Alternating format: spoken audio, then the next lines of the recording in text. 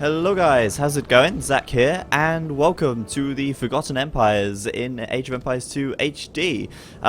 It's pretty damn awesome from what I've seen so far, and I'm going to give you a quick rundown of the new stuff and exactly what is in this version. I actually have an early release version, so I can get this video out maybe even before it's actually available to buy. So there will be a link in the description below to where it's available on the Steam store. But without any further ado, let's have a look at exactly what is different. Well, the first thing you'll probably notice is that when you launch the game, the back banner here says you're in Age of Empires 2 the Forgotten HD Edition, which means that this is the expansion pack. There is a little button up here though which says Play HD, which if I click it, I'm going to assume it's going to put me into the HD version. I haven't clicked it yet, so if it all goes wrong, we'll have to wait and see, but let's just click it. And there we go. Right, so we're back into Age of Empires HD, click Play the Forgotten, and now we're into the Forgotten. How awesome is that? So that does mean that if you do get this and you want to play with friends who have the HD version, you'll literally click that button and it will take you to the standard multiplayer browser. But anyway, let's have a quick look at the new campaigns. You'll see here on the right hand side, when you click on single player, that you have the Forgotten campaigns. Now there are 4 new campaigns which are available to play on this screen. You've got Alaric, you have Dracula, you have Barry, not really sure who that is, and you have Sforza. Now, the Sforza one I know for sure is sort of like the Italian campaign. Not 100% sure about the others, but as you can see, if we click on each one, you can start the campaign sort of trail along here. And it looks pretty cool. In fact, I'm considering doing a playthrough of these on the channel. So if that's something you guys would like to see, the Forgotten campaigns, official sort of playthrough, then I would be more than up for doing that. Just let me know. Anyway, that's the 4 campaigns. I'm not going to go into too much detail about them because we are going to go and jump into the meaty stuff. I've made a little scenario here called Show, and we're going to just launch this, and so I can show you the new architecture sets and the new units, because there's some more stuff that isn't in the free version, which you do get here. So we're going to start things off with this top row here. This is the Slavic and the Magyar architecture set. As you can see, we've got the barracks here, we've got the archery range, the stable, the siege workshop. And these are the castle age sets. There are some different building styles for the feudal age, but they're basically the same sort of shape. They're just more grey. They don't have the sort of brick roofs. So that's what you can expect to see there. I think the siege workshop looks pretty cool. Monastery as well. I think that looks awesome. These are really, really nicely done. And of course the Slovak Castle as well. And some of these buildings you may have seen already, because they are of course some of them adapted from the previous Forgotten Empires version. Of course there's the Slavic TC, the market, the mill. They have new walls as well, which I think look pretty cool. Certainly very different. And of course the 3 styles of housing, the Blacksmith, and of course the Bombard Tower and the Guard Tower there as well. So this is the Slavic and the Magyar building architecture set. I think it looks pretty cool. Obviously in keeping with the Age of Empires style, but certainly a little bit more jazzed up. Too jazzy? I don't know why I threw that in there. I saw that on TV the other day. Anyway, the Italian set, you've probably seen this before, because this is, from what I can tell, pretty much unmodified. Pretty much the standard from what you saw in the other Forgotten Empires, which the free version. But of course, this is now on the HD as well. Pretty standard stuff right there. Oh, I actually forgot to show you. This was supposed to be the Slavic one. I've swapped them around. The Slavs and the Magyars actually have unique lumber camps and mining camps as well. So keep an eye out for that one if you do pick it up. I actually meant to have it swapped over, but oh well, my bad. Obviously, the Italian wall as well looks pretty cool. Houses, Blacksmith, and of course the Bombard Tower and the Keep. So there we have the Italianos, and a couple of extra buildings. Now you may have seen these before, you may not have done, but these are included as well. We have the Amphitheatre, the Aqueduct, and the Colosseum. I think they all look pretty damn cool. Obviously, I think these are probably going to be used in the Italian campaigns, which is I'm kind of looking forward to see them.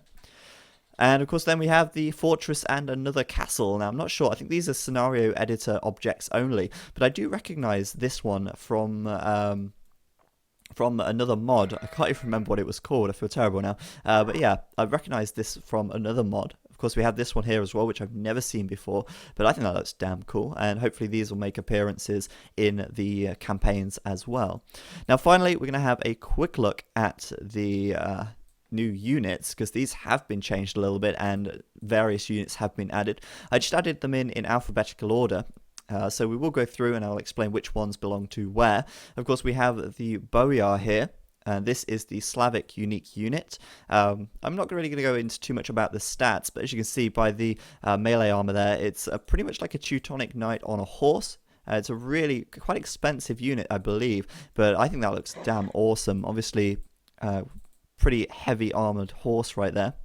Next to that, we've got the Centurion, and this is, I believe, a scenario editor object only. I'm pretty sure you can't build this normally with the Italian civ. And I think this is just, basically, it's like a cataphract, but with a little bit of an extra sort of thing on his helmet, like a plumed, feathered helmet. Looks pretty cool. Next to that, we have the Condor Turtle, and that is available to the Italians, and I believe, unless it's been changed, now don't quote me on this because there may be some other changes in the Forgotten Empires on HD, but I believe that the Condor Turtle is available to all allies of the Italians, and it is a barracks unit. It's quite resilient to gunpowder, if I remember correctly. Next to that, we have a cow. That looks like it's been taken from... Oh, listen to that. It sounds like someone's actually recorded that. It's not a real cow sound. It sounds like someone has literally done that in a studio, but that sounds awesome. I imagine then that these can be replaced with, well, sheep could be replaced with these, but they do have 150 food, so worth remembering that one. Next to that, we have a donkey. Pretty interesting sounds that makes. Let's move it around a little bit. Kind of a bit of a weird walking texture, animation even, but you know, there we go, donkey right there. Don't really know what that's going to be used for, but again, I'm pretty sure that's just a scenario editor object. Next to that, we have the Eagle Warriors. Now, you're probably very familiar with the Eagle Warrior, aka the Eagle Scout in this game now. Forgotten Empires, of course, has 3 tiers of Eagle Warriors. Before, we had the Eagle Warrior and the Elite, but now we have the Eagle Scout, the Eagle Warrior, and the Elite Eagle Warrior, which incrementally get cooler as they upgrade. Obviously, this one here, a little bit jazzed out, a little bit. And I think that cow is still mewing in the background there. You can see little like plumes on the back. That looks damn awesome, and I've not seen that unit before, so I'm looking forward to seeing that actually in games. And of course, then we have the final Elite Eagle, which seems just to have a little bit more detail, more plumage, an interesting shield actually as well. Sort of, you can see that there on the right hand side. Next to that, we have another scenario editor object only. It's the Eastern Swordsman, and again, I think used for campaigns and the like. Just a standard looking-ish swordsman with a cool shield. Of course, next to that, we've got the Elephant Archer. Now, it does look like a war elephant with a kind of turret on its back, and that's because there's an archer in there, as you probably do know if you've seen the Forgotten Empires, the free version anyway already. Indian unique unit. Pretty cool. Obviously, quite tanky, able to do ranged damage with 6 range, I believe, base. I'm not sure if oh, yeah, 6 range maxed out, I believe. Obviously, these guys are going to be pretty cool. I don't really know if they'd be that strong against monks, for instance, but obviously going to be stronger against monks than the standard war elephants would be, as they do have range, of course. Anyway, moving on, new skin for the Genoese crossbowman, and that's a damn long name, Elite Genoese crossbowman right there. And this thing is pretty fancy, I believe, if I'm not mistaken. It still has an attack bonus against cavalry. And, some resignation right there. Never mind that.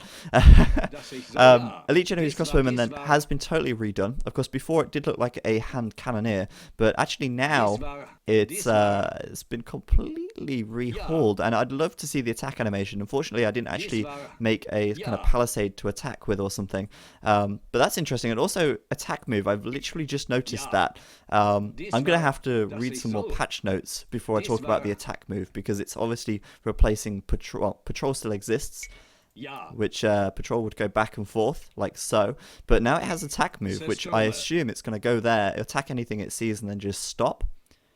And that is cool. So official attack move right there, which I've literally just noticed by looking in the corner. Pretty interesting stuff. Next to that, we've got a flamethrower. which I assume is going to have the same sort of attack animation as the fire ship, but that looks cool. I imagine, again, it's going to be used in scenarios, campaigns, but obviously not available in the standard game, unless I'm sorely mistaken, but I'm pretty sure it wouldn't be. I will double check that one though before I end the video.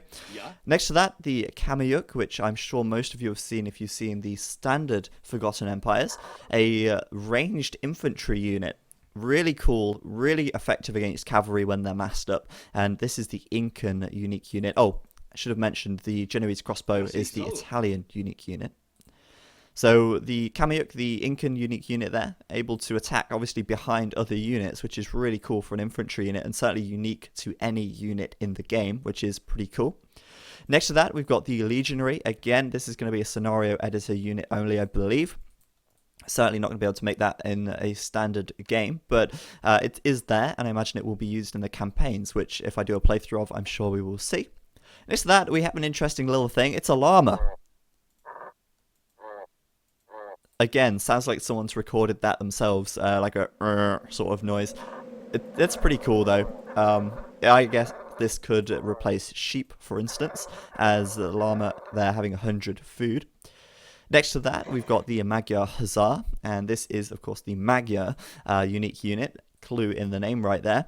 Really, really cheap to make, but damn, does that look cool. Obviously, with the flag sort of raised right there, that is awesome. Total revamp by looks of things, and I tell you what, that is really impressive. I'd love to see like 30 or 40 of them running across the map. That would be awesome. Next to that, we've got the Nordic Swordsmen, and this is, again, a scenario editor object only, I believe. And that cow needs to shut up. Can I kill it? Nope, I can't kill it because it's a cow. That's a shame. Can I kill the donkey? Oh, yes, I can. Anyway, Nordic Swordsman, scenario editor object only, I believe. Next to that, we've got a penguin. Now, don't ask why, but the penguin has 16 plus 4 attack and 64 health, and apparently it's actually a man in disguise. Hey, sir. Because he talks just like a normal bloke. Waddling around right there, that's kind of a nice little Easter egg. Sorry if I've spoiled that for anyone, but that is right there, and that's pretty cool. I don't know what possessed them to add that, but hey-ho, fair dues to them. Next to that is the Royal Janissary, which is obviously Turkish, and I'm not 100% sure if this is actually added in. I can't remember. I'm pretty sure this is a scenario editor object only. I'm pretty sure this isn't in the actual Turkish technology tree, but I will double check once again. I'll look over the civilization tech trees in just a moment. Of course, next to that we have the Siege Tower, which was initially in the game, then removed. Then it looks like they've added it back in. And again, I'm not sure if this is going to be available to players in the Siege Workshop when they're playing standard games, but it is definitely available in the scenario editor, so certainly worth keeping an eye out. And finally, last but not least, is the Slinger, and this is unique to, I believe it's the Incans. I may be mistaken. Again, we'll have a look at the tech tree, but I'm pretty sure this is the Incan second unique unit, and it's kind of like a hand cannoneer, does extra damage against melee units. But it's a little bit cheaper, I believe, and of course it's available to the Incans. And so we'll check that in just a moment. Going to look through the tech trees then and go through those. Obviously there are a few changes, but we will have a look at the new civilizations only first, and maybe I'll do another video a bit later on to detail all the other minor changes as well. Of course, Aztecs here going to be getting the Eagle Scout, Eagle Warrior, and the Elite Eagle Warrior upgrade as well. So anyway, we're going to look through the Indians first. So Indians then, they do have, I missed it out, the Imperial Camel. God damn. I'm pretty sure I got every single unit, and then there's just one, the Imperial Camel. So, as you can see then, they have a pretty full archery range right there. Very full indeed, archer skirmishers and all of that jazz added in right there. They do have pretty full barracks as well, able to upgrade to champion and halberdier, as well as tracking and squires. But they do miss the eagles, of course, as they're not a meso civilization. Stable, pretty good. They do have access to all light cavalry and bloodlines, but of course no knights, cavaliers, and paladins, as you can see there. However, they do have the Imperial Camel, which I feel bad for missing out because it's a really cool unit. It's one up from the Heavy Camel, and it is a unique unit to the Indians. As you can see, it's highlighted in purple right there. And it's basically take a Heavy Camel, soup it up a bit more, you've got the Imperial Camel. I'm sure most of you will get the idea about that one. And their dock's pretty damn good as well, actually. They do miss the fast fire ship, but they can upgrade all the way to elite cannon galleon. And they do have Gill Nets, which is a unique technology to the Forgotten Empires, which, as you can see, makes fishing ships gather just a little bit faster.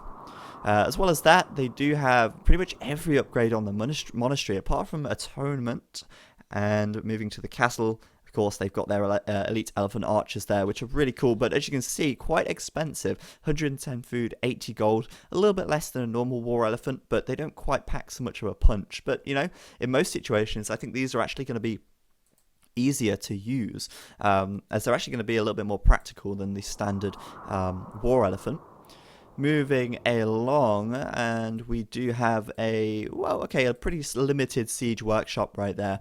You can see that they don't have access to Siege Onager or Ram, or the Heavy Scorpion, so they're going to be capped out at second tier units, but they will have the Bombard Cannon, so that's going to kind of help them out a little bit if they go for like a fast Imperial with gunpowder units. Don't really know how viable that's going to be. Upgrades wise at the Blacksmith, well, they do have everything aside from plate and ring, which is pretty good actually, because they're going to have reasonably good infantry and archers, to be honest. Aside from that last archer upgrade, that's going to be pretty reasonable for them. No bombard tower, no keep, but no treadmill crane as well.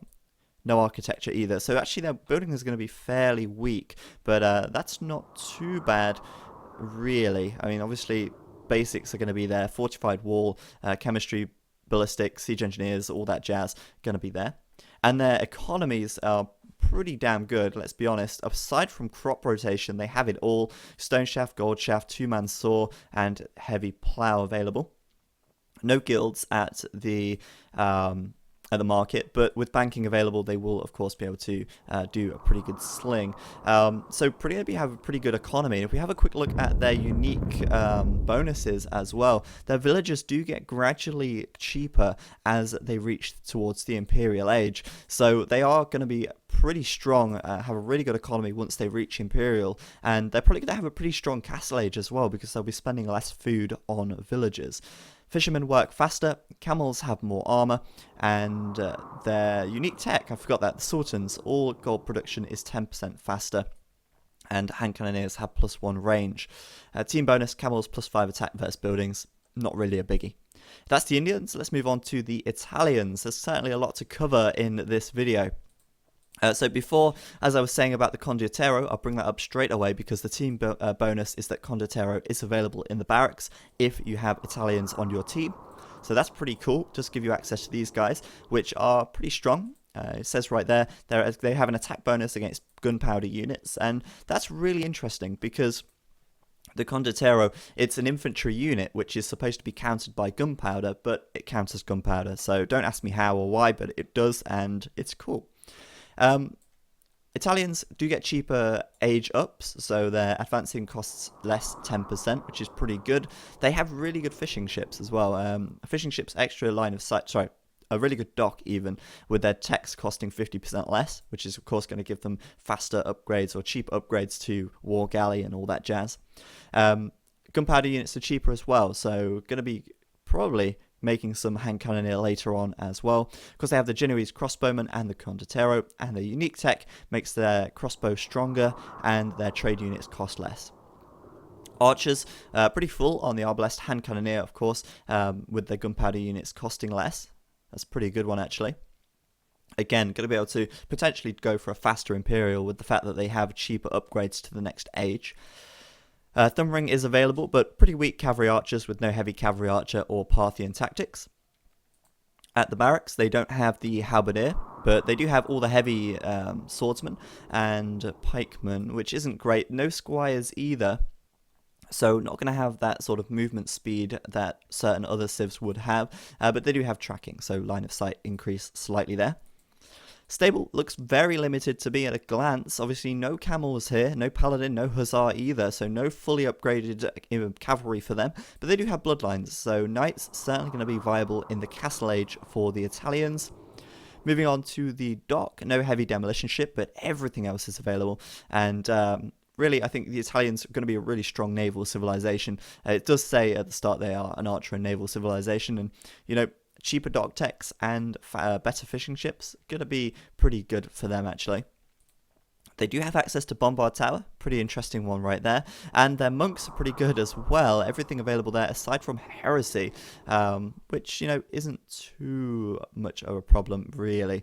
Not the kind of thing that a lot of people research. It's expensive, it doesn't really pay off that much, but the other monk upgrades are available there. Monastery upgrades even are available there.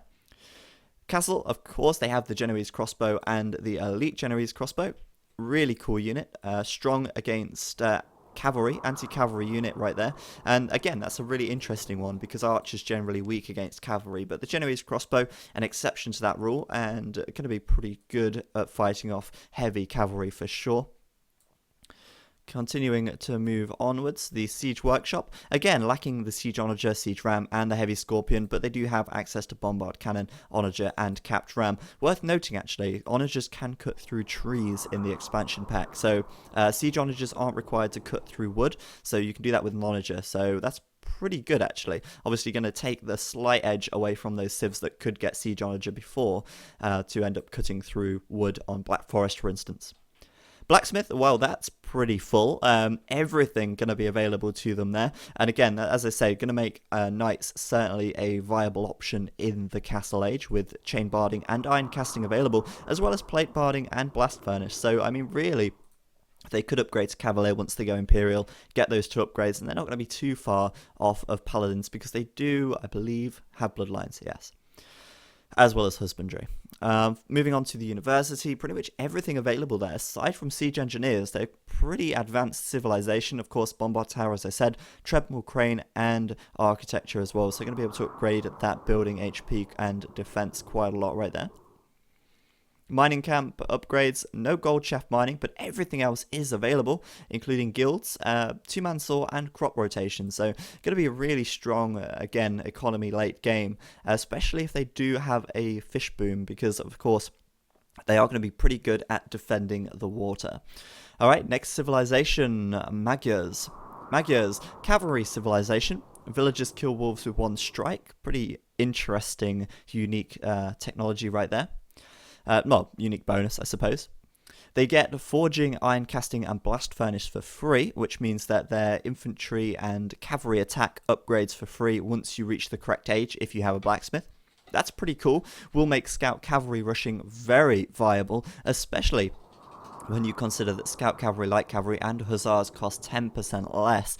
So going for a scout rush on an open map with the Magyars is a great idea because you are going to be getting that +1 attack straight away from the blacksmith, and they're going to cost less. So Magyars really good, and of course that is going to really power the sort of cavalry civilization theme that they have going there. Their unique unit is also a cavalry unit, the Magyar Hussar, which we saw earlier, and their unique technologies, mercenaries, make the Magyars Hussars cost no gold, and recurve bow give cavalry archers an extra 1 range, which is an interesting one because cavalry archers are certainly very viable with this civilization. Team bonus is that foot archers have an extra 2 line of sight, which is going to be interesting, though I don't think all that useful, but you never know. So anyway, onto the archery range. No hand cannoneer, but they do have themselves pretty much fully upgraded in all other respects. Thumb ring, Parthian tactics, and the cavalry archer and heavy cavalry archer here, which are going to be very well utilized, I think, especially when you get the extra, the recurve bow unique technology. But I still think the cavalry of the Magyars overshadow their archers. Though we'll look at the barracks next. They do have, of course, all the way up to champion, all the way up to halberdier. No squires, but they do have tracking. No eagles either, of course. Stable, well, they are missing camels, but everything else is available to them. A really strong cavalry civilization. Gonna very likely go for scouts initially, and then switch into knights, cavalier, and paladins later on. With bloodlines available, you'd be pretty mad not to, especially with those cheaper scouts. Gonna be able to give you an edge on getting up to the Castle Age if you go for a scout rush on Arabia, for instance. The dock, pretty good right there. Okay, of course, access to galleon, fast fire ship, no heavy demolition ship, no elite cannon galleon, but cannon galleon is available, which is going to be pretty huge if you have a water map, for instance, and you've won the water control. Cannon galleons just really are the icing on the cake in that situation. Monks are slightly worse off than others. They don't have faith, atonement, or redemption. Not really too hot on my monastery text right here, but I don't know, monks are kind of quite specialist. Unless you're playing arena, they're not really seen too often, to be fair. But I think really the monastery upgrades here are pretty reasonable still, because redemption means that you can convert enemy buildings, so I suppose that's kind of a big deal if you're playing arena, but other than that, I think really it's not too bad. Castle-wise, well, the Magyar Hussar is available, and of course there are two unique techs right there, as well as hoarding, sappers, conscription, expected stuff. The Magyar Hussar, by the way, really cheap on gold. It's 80 food and 10 gold, and of course if you do research the mercenaries, and that's available in the Castle Age, you can get the Magyar Hussar for 80 gold. That's 80 food even, with no gold cost. It's really good, actually, considering that it's pretty fast, it's cheap, it's got more attack and armor than the standard light cavalry, or, well, the scout cavalry, and I think this is a really viable unit once you have a castle up, but of course it does require a castle first, so that's worth bearing in mind.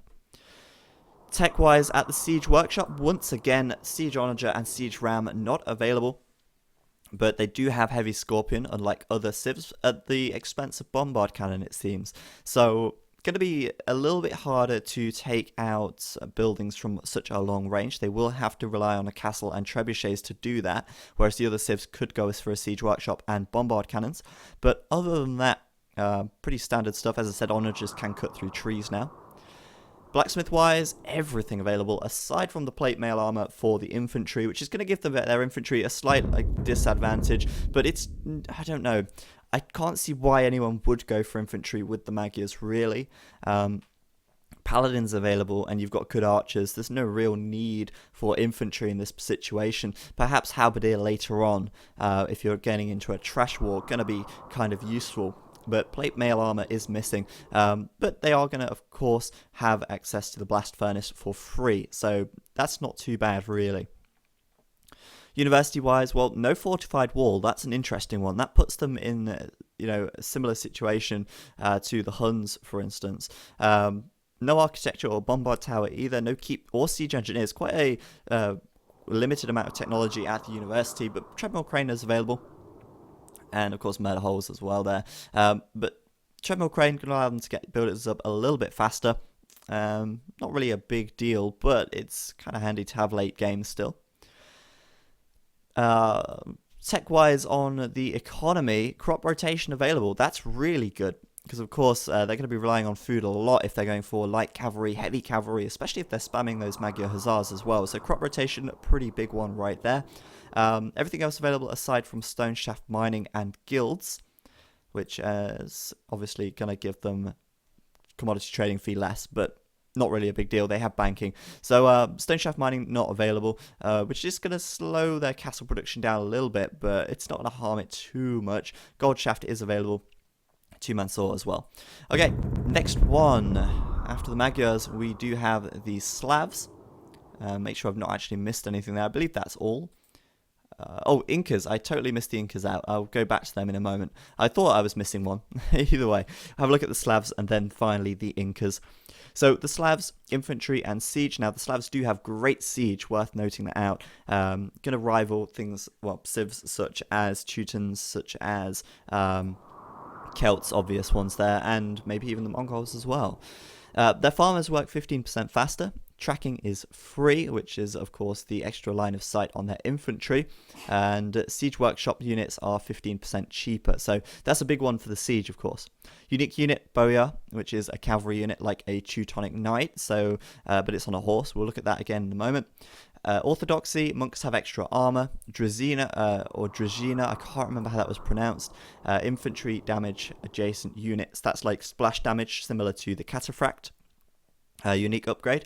But that is going to be effective to all infantry, which is going to be amazing for halberdiers, especially if you're getting in the late game and you've got halberdiers out fighting heavy cavalry, for instance. They're going to wreck them. So that's a really, really good one. Military unit buildings provide an extra 5 population. That's an interesting one. I don't think that was the same as before, but that does mean that it's a team bonus as well. Wow, that's really interesting.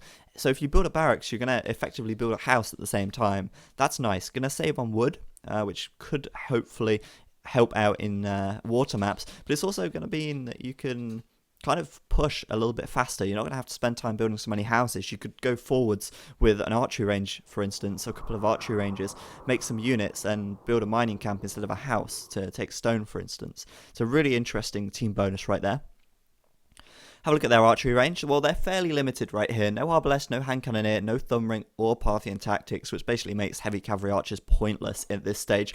Elite skirmisher available, but I think if we have a quick look over at the... okay, so just go back to here.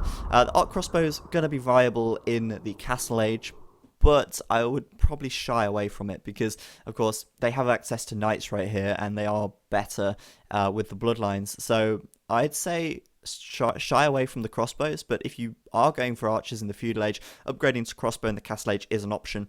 I wouldn't go for cavalry archers or heavy cavalry archers with the Slavs, though, not at all. Barracks, well, certainly good infantry. Champions halberdier. Champions going to be great, especially in kind of like Aztec wars, where you're dealing with a lot of Eagle warriors and Jaguar warriors, for instance. Champion's going to be pretty handy right there, especially if you get that Drazina upgrade. Going to damage those adjacent units with them. Going to be really good. I mean, they could be a lot more versatile with that upgrade, so that's a really good one. Of course, halberdier, as I said, going to be good as well once that upgrade is done. Stable, well, cavalry, it's reasonable. Knights, certainly going to be a good option in the Castle Age with bloodlines available, husbandry as well. And of course, later on in the game, Hussar is available also, which will make them ideal for raiding. Dock is pretty fleshed out, lacking elite cannon galleon and heavy demo ship, but galleon fire ship is available, and dry dock careening. No shipwright though, which is going to give them a slight disadvantage in the late Imperial Age when it comes to having all-out massive fights on the water. Moving on to the Monastery, pretty much everything available there, aside from Heresy and Faith. I always seem to miss Faith right here. I never see that. Faith, not available right there. And Heresy is not available either. As I said before, Heresy not really that useful anyway. It's such an expensive research. All the others are available. Redemption, going to certainly make them viable in Arena. Castle, this is where the real strength of the Slavs lie, in the Bowyer, and this Bowyer is such a strong unit. It's not overly expensive, 80 gold, it's quite a bit, but it's not so expensive as other unique units such as the War Elephant, the Elephant Archer, but so strong, and this is going to be really, really good unit to use. Of course, 120 attack hit points there, 12 attack even, 4 armor and 1 pierce armor. Going to make them really viable against infantry units. But not only that, they do of course have a fully upgraded plate and, well, attack and defense on cavalry, so they are going to be so strong, especially once you've researched bloodlines as well. We have a look at the elite Bowyer there. That's going to have 170 HP once bloodlines is done. It's going to have 14 plus 4 attack, 18 attack, and it's going to have a massive 6, 7, 8, 9 melee armor. That's a lot of armor. So these guys are going to be really good. Quite expensive on the gold, as I say, but certainly worth going for if you've got a strong economy in a pocket position, for instance. You've got plenty of castles out. Reminds me a little bit of Byzantines, obviously relying a lot on the castles there in the late Imperial Age. Siege is really good. Of course, they do have Siege Ram and Siege Onager here, lacking the Bombard Cannon, but Heavy Scorpion is available as well. And as I said earlier, the cheaper Siege as well, going to make it really viable for these guys to go Heavy Siege, Heavy Cavalry, and they're going to be really strong once they get rolling. But they're kind of a slow civilization. The Slavs kind of seem sluggish to me. They really sort of a little bit weak in the feudal castle age, but once the ball really gets rolling and they get into the late imperial age, they're going to be really unstoppable. So worth keeping that one in mind when playing these guys, because they're a really difficult civilization in my sort of thoughts to play. University kind of lacking, heated shot not available, architecture not available, no bombard cannon or bombard tower or keep, but they do have treadmill crane, going to be useful of course if they're relying on castles a lot and murder holes and fortified walls and masonry, all that jazz. And finally, eco upgrades, lacking stone shaft once again, which is kind of a little bit sucky, but they do have gold shaft mining, which is great as they are relying a lot on gold for those heavy cavalry from the castles. And crop rotation 2-man saw, so going to have a very strong economy in terms of food and wood later in the game. So finally then, we'll go have a quick look at the Incas before we'll wrap things up. It's been quite a long video. I didn't actually intend for it to be this long, but I just kind of got carried away. Infantry civilization, they start with a free llama, so there's our llama friend coming in right there. Villagers are affected by the blacksmith upgrades. That's really cool, very unique indeed. Of course, that means that the villagers will get extra defense and attack, so going to be kind of better at dealing with raiding in the late game. Houses support 10 population as opposed to 5, so again, going to save a little bit on wood right there, and that is going to be kind of ideal for water. They do have galleons and fast fire ships available, so going to be ideal on water for that. And buildings cost less 15% stone, so going for castles, maybe even a tower rush for instance, could be really cool with the Incas. Unique units, the Kamyuk, which is infantry, and the Slinger, which is archer. I spoke about the Slinger earlier. I was correct. It is the Incan unique unit from the archery range, and it acts like a hand cannoneer. We had a quick read of the bio there. It has a bonus versus infantry, same as the hand cannoneer does, but it is unique to the Incans, and as you can see, 30 food, 40 gold, as opposed to the hand cannoneers 45-50. So that's a pretty good unit. It's also available in the Castle Age, and it doesn't require chemistry. So slingers are a really interesting unit, and I don't know, I'd utilize them quite a lot, I think, if I was playing as the Incas. Their unique technologies are the Andean Sling, which means that skirmishers and slingers have no minimum range, which means that, for instance, if a skirmisher is attacking an infantry unit or a cavalry unit, it can attack without having to retreat first, like they normally would, which is pretty cool. Going to, of course, make them a little bit more effective at fighting villagers, for instance, and kind of going to be a little bit more able to utilize them in the Castle Age. I suppose it's a little bit different at that stage, but either way, that is available to them. Couriers means that their Kamyuks, Slingers, and Eagles are 10% faster, as in movement speed, I believe. Going to be ideal for raiding, of course, because as we know, the Eagles do make good raiding units. Of course, the Incan Eagle Warriors are going to fall behind the Aztec and the Mayan Eagle Warriors because they don't have the unique techs that really affect them that much. Obviously, a speed increase is great, but it's probably not quite as good realistically as the the attack and the HP upgrade that the Mayans and the Incans, the Mayans and the Aztecs get. Team bonus is that farms build 50% faster. Meh, that's not amazing, but you know, it's not too bad either. You can't really sniff at it. It's going to be ideal, I suppose, in the Imperial Age where you're relying on a lot of food income. And that kind of a little bit of time it takes to build the farm is saved. Not really a biggie though. As with the Mayans and the Aztecs, their archer line is pretty decent. They do have access to Arbalest and Elite Skirmisher. In this case, they don't have Thumb Ring, but they do have the Slinger here, which is cool. I do like that unit. The Barracks is very fleshed out. Champion, Halberdier, Elite Eagle Warrior all available, and Squires tracking as well. So, of course, infantry civilization, it's to be expected, and that makes them very versatile, of course. Halberdier, good counter to cavalry. Champions, good counter to trash. Eagle Warriors, just a great sort of all-round unit, great for raiding. So they've got a lot of options there at the Barracks. No stable, of course, as they are a meso civilization. Dock, pretty reasonable, actually. They don't have cannon galleon, though, which is something that all of the other civs so far we've looked at do have, which is, I suppose, a little bit of a downside, but not going to come into play all that often unless you are on a water map. But of course, they do have galleon and fast fire ship available, as well as shipwright, which is going to be useful, as I say, for that late game for spamming of ships.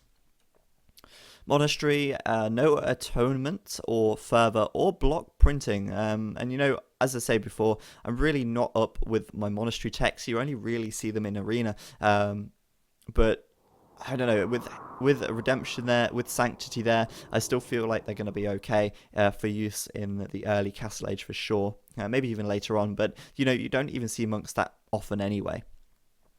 Castles, well, the castle even, of course, the Kameyuk right here, which we spoke about earlier, unique unit that has attack bonus against cavalry, and it can attack at range, a range of 1, which does mean that they can kind of bunch up and attack over each other's shoulders, which is kind of how you'd expect a kind of a sort of Centurion, a 300 Spartan warrior to fight, which is pretty cool and very unique to any unit in the game. Looking at the Siege Workshop, well, they do have Siege Ram available, which is kind of a common feature with all the Meso civs. No Siege Onager, though, and no Bombard Cannon, but Heavy Scorpion is available, and as is the Onager. The Blacksmith, of course, no upgrades on the armor for horse units, as they have no stable, but they do have all the other upgrades for melee, as you would expect, and of course archers, as they are missing the cavalry units.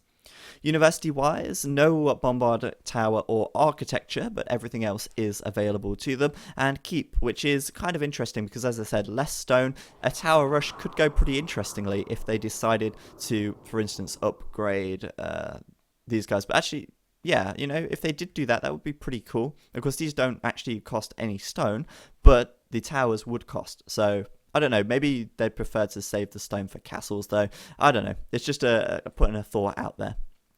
Anyway, on to the eco upgrades. Crop rotation is available, so plenty of food income right there. Gold shaft mining and stone shaft mining is available too.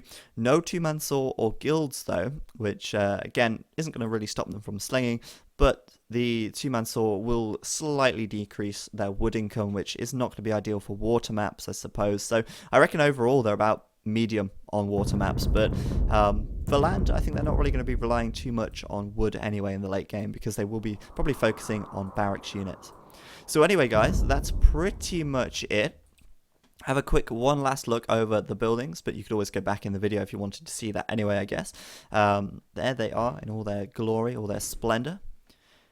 And I know this has been quite a long video. I actually didn't intend to go on for this long, but I thought, you know, while I'm at it, I may as well just cover everything that I possibly can. I'm going to come back out of here right now, and multiplayer-wise, well, you're going to be able to go to the lobby browser. At the moment, it looks like someone actually has the game, so it is available. That's pretty cool. Different lobby browsers for the HD and the Forgotten, of course. Options-wise, I'm pretty sure most of you guys have seen these options. I'm not sure if anything's new right here, but that's pretty much it. I'm going to wrap things up right there then. Thank everyone for watching, and hopefully, if what you've seen is interesting to you and you want to pick this up, it will be available on Steam, and you can click the link in the description below to buy the game. As I said at the start of this video, if you want to see me do a campaign playthrough of the new campaigns, then let me know, because they do look pretty cool actually, and I would be very interested to see how they play out, so let me know about that one. But as usual, guys, I've been Zach, and I will see you next time.